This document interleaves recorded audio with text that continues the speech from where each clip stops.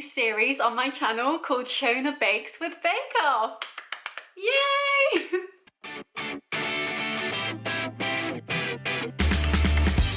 So now that Bake Off has started on our TVs again, I thought I would steal an idea that I heard someone in my office actually do before, which is where they baked a bake that was relative to the bakes of that week. And so I thought I would come on here and do the exact same thing. So I'm uploading every Friday because I watch the episode on Tuesday, buy the baking bits and film on Wednesday, which is today, and then I upload on Friday. I edit and then upload on Friday and give you some great bakes. So it's week 1 of Bake Off. I've already cried at it. I'm a bit of a super fan, and yes, the people on it have already made me cry because they're all so sweet, and Jürgen definitely deserved to win. I saw someone describe him as like the people version of Winnie the Pooh, and I can see it 100%, but absolutely love it. Giuseppe as well, incredible. And so on the show it was Cake Week. Now I looked at the bakes and I thought these all seem a bit tough, a bit hard, and the only one that I could really see myself doing was the malt loaf in the technical challenge. Now I don't like malt loaves, but I went online and I found a Malteser loaf recipe, which is what I'm going to be making you today. So if you're excited to see how it turns out and to bake along with me at home with Bake Off, then keep watching. Yeah! I'm so excited, can you tell? Oh, it's so embarrassing. So as always, the recipe will be linked down below, and I am starting off by preheating the oven to 160 degrees. Next I am taking my bowl, I forgot what that was called then. Next I'm taking my bowl and I am mixing the butter and sugar until light and fluffy. So we need 175 grams of unsalted butter and 175 grams of gold caster sugar. Oh god, that was heavier than I expected. Oh, a bit too much. 173, that'll do. And now I'm going to take my flappy kitchen thingy that I don't actually know the name of, and we are going to, as it says in the recipe, cream it up. It's like it's talking to you. Hello. I am. Yeah, I'll stop. I can't do it with that because that is too soft.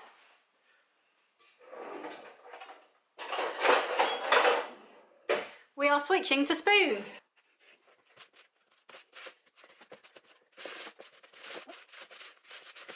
So now we have a suitably creamed up butter and golden caster sugar. We now have to add the 3 large eggs, and instead of doing what I normally do on Shona Bakes where I just use 4 medium, I actually bought 3 large eggs this time. Look at me go. Had to check they were large then, just in case.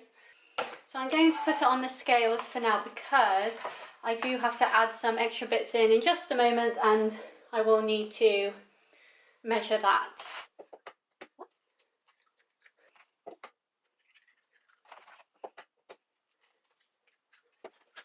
And in fact I didn't have to put it on the scales because I do have to mix that in first, so let's get mixing.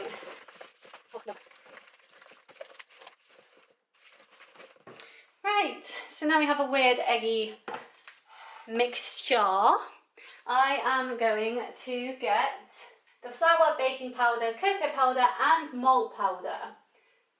That's a lot. So let's start with the flour. So 175 grams of flour. And it does have to be self-raising. The recipe did call for it. Oh, 1 more gram. There we go. 1 teaspoon of baking powder. There we go. 30 grams of cocoa powder. And finally 2 tablespoons of malt powder. Now I just got this because I thought it was a good size, and I will do it on 2 tablespoons to make sure that it is the right amount, but I did to the point of buying a whole thing of Horlicks because I don't really have it in my life. So can you see that? Yeah. Oh. 1.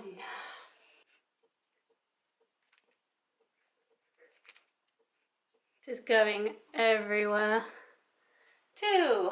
Right, so there's the Horlicks. Lovely, lovely. And now we mix that all together. So take it off of the scales and we mix.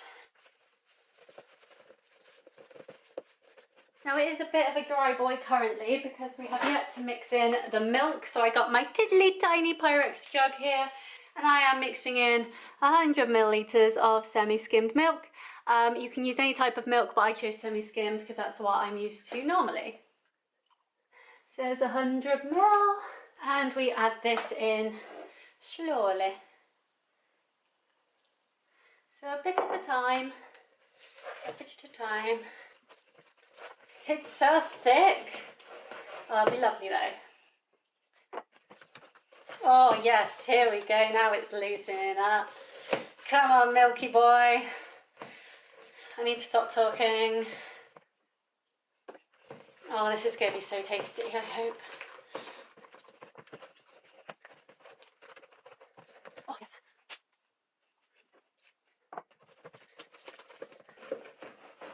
Now that is looking pretty delightful. So I now have my, can't see my hands, so I now have my baking tin and my greaseproof paper. As you should know by now if you watch my other baking videos, I can't do the origami to make it sit, so I'm just hoping the weight of the bake will make it go down, which it normally does, so we should be okay, hopefully. Off she goes.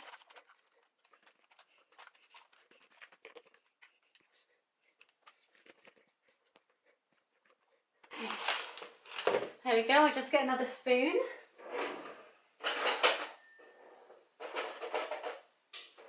Where did I put the big spoon? Where'd my big spoon go? Get another spoon to get all of it off so it's all tasty and yummy and nice. Nice, and I'm going to use this tiddly spoon because it doesn't have holes in to just stretch out the bake in here so it's all even and level. It's not going to be perfect, but it'll be pretty good. So this is our bake in the tin. It looks very nice. Good amount of growth as well, I think, on that. So what I'm going to do, it says on the recipe to put it, it says in the recipe to put it, it says in the recipe to put it in for 45 minutes, although I have read in some other recipes that you've got to be careful of the top burning. So I'm going to check it after half an hour, make sure it's not burning, and if it's looking a bit too cooked on top, I will then put foil over it, if I have foil. I hope I have foil, or more greaseproof paper to make sure that it cooks but it doesn't burn. So we shall see you in a little while. We are now back. The loaf is out of the oven. It took an hour in the end, but I think it came out really well. This is the loaf. Looks lovely. So while that is cooling, I am going to go ahead and make the buttercream. So I've got my bowl again. And to start with, I need 160 grams of butter, unsalted. That's empty.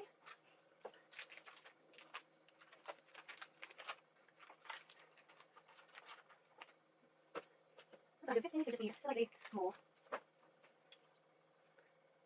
There we go. And I will be getting my spoon again. And we just need to beat this until it's soft. Which, to be fair, it's quite soft already. Seeing as that is already quite soft, I'm going to get the scales again, and I'm going to add the icing sugar, which is 250 grams.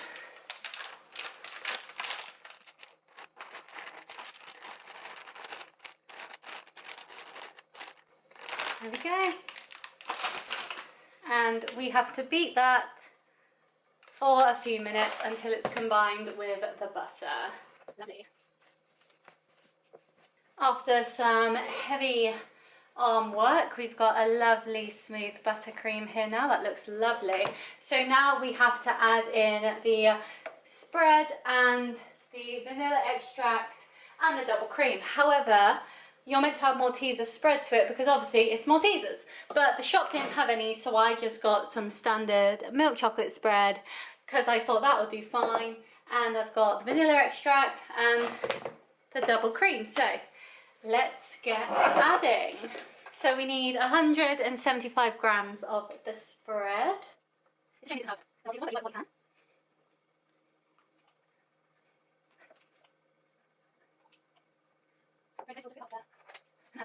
then that should get us to 75. There we go, lovely. Next we add half a teaspoon of the vanilla extract. There we go. And then we add 2 tablespoons of the double cream.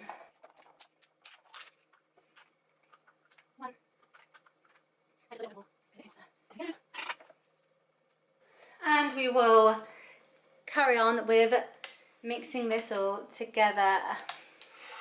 So mine that out of the way and let's get mixing. And there we have some delicious looking buttercream. And so I have a nozzle here. However, I don't know where I have put all of my ends to my nozzle, so I'm hoping that this one will be okay to use, but I am simply going to fill this up and put it on top of my loaf. So I'm going to move this out of the way for a second, and we're going to take the loaf out of the greaseproof paper. The moment of truth. Okay. Seeing as this bit fell off, I'm going to give it a go. Oh, that is delicious. Oh, that's so good. I'm going to have this bit as well because it fell off. This is my loaf. As you can see, it's not perfectly perfect because of the greaseproof paper and not having it perfectly origamied. As I said, I can't do that. But, spin it around for you. I'm very happy with how that looks and it tastes absolutely incredible. Oh, so good. I'm going to take our buttercream. I'm going to try and fill our nozzle up and get piping this buttercream on top. Yay. Right, so I've got some in my piping bag now. I haven't put loads in because I didn't want to clog it up. And so what I'm going to do, which will be a bit awkward for your angle, but I'm going to cover this over. It's not that warm. I did have dinner in between baking the loaf and making the buttercream, so hopefully it shouldn't be too warm with this going on. But we'll see how it goes. Oh, it's coming out. So that's a good sign. So I'm simply going up and down the loaf.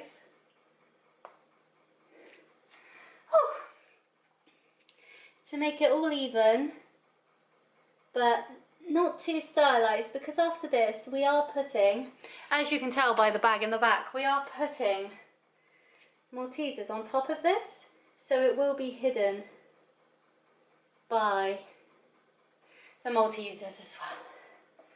This is going to take me a while, I can already tell. Oh, God, you need such upper arm strength to do this sort of work.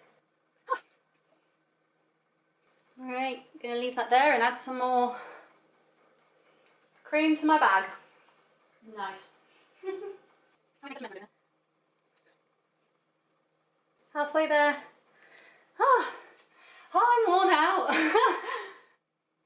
Why do I do these challenges? I'm like, oh, this will be a great idea for some content, you know, improve my baking skills. And then I get to it and I'm like, why did I say I was going to do this? Why? And for 10 weeks as well, like, you guys better leave me a thumbs up to show me that you appreciate this effort, because this is effort. That's looking good though.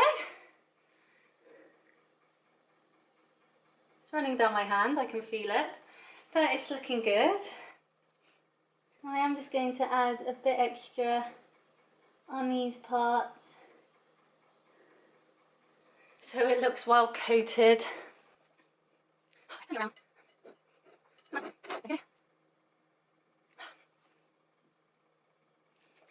I think that looks good. I might add a bit more to this end. I'm completely like covering it now, I apologise. How do you look? You look good. Right, let me put this somewhere I can wipe my hands. Absolutely covered in buttercream. That looks pretty good to me. I'm happy with that. So now what I'm going to do is, it said 100 grams of Maltesers, this is 102. So what I'm going to do, I might cut the Maltesers in half and stick them on so I make sure that I've got enough, because otherwise I worry if there's patches missing then it's not going to look the best. So I will be back with you in 2 minutes when I've cut these up. Yeah!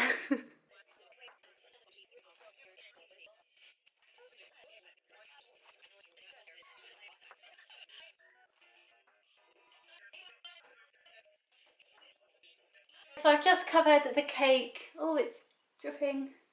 I've just covered the cake in Maltesers. I did show you a bit of it because in the end, because I was worried about the amount of Maltesers that were in the bag, I did cut them in half to cover.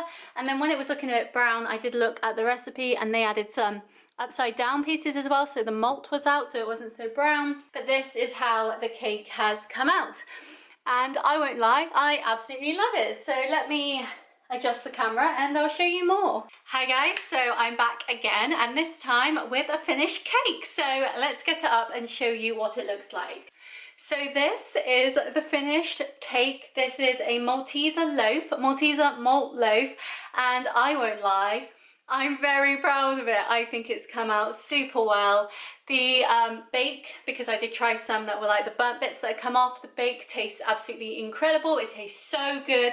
Not too chocolatey, like not too rich, but then you get to the buttercream and the buttercream is very rich. So you've got a good balance there between the richness and the more manageable flavours of the actual bake. Now this is the top. So as I said, I cut up some Maltesers and placed them upside down so it won't just be brown on the top, which I did steal from the recipe, which I'm very glad I looked at because it did look a bit too brown when I first did it. But I think it's come out really, really well. The piping has worked incredibly.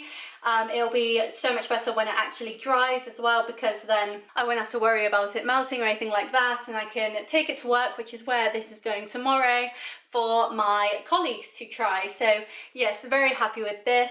As I said, I have tried it and it does taste really good, but it is very rich. So it's not really a moreish cake, it's much more a small slice will do me for now, and we'll see how I get on with that.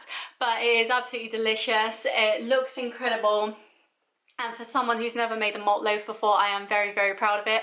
So yes, that's my bake for week 1 of the Great British Bake Off in Cake Week. I hope you enjoyed. Please give me a like if you did. Next week is Biscuit Week, so make sure you come back for that. Leave in the comments below suggestions of recipes that you think would do really well in Biscuit Week, as I'll definitely be up for hearing those. And yes, let me know if you give this a go too, because it is absolutely incredible and I highly recommend it. So I hope you enjoyed the video. Please like and subscribe if you did. As I said, I'm doing a bake every single week, every Friday, for Bake Off. So 10 weeks of baking, 10 different bakes.